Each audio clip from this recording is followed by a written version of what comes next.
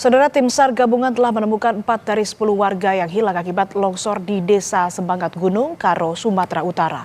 4 korban ditemukan dalam kondisi meninggal dunia. Menggunakan alat berat, pencarian dilakukan tim SAR gabungan TNI, Polri, BPBD, Damkar, dan warga di lokasi longsor Desa Semangat Gunung, Karo. Hingga kini, petugas telah menemukan 4 korban dari total 10 warga yang hilang.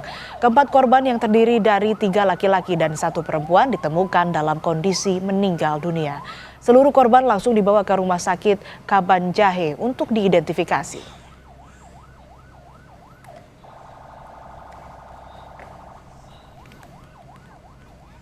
1 korban meninggal akibat longsor di Karo ditemukan pada Minggu sore. Korban ditemukan dengan menggunakan alat berat, tim gabungan TNI, Polri, Damkar, BPBD, dan warga.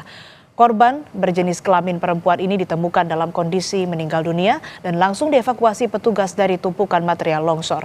4 korban telah ditemukan dari total 10 korban yang dinyatakan hilang.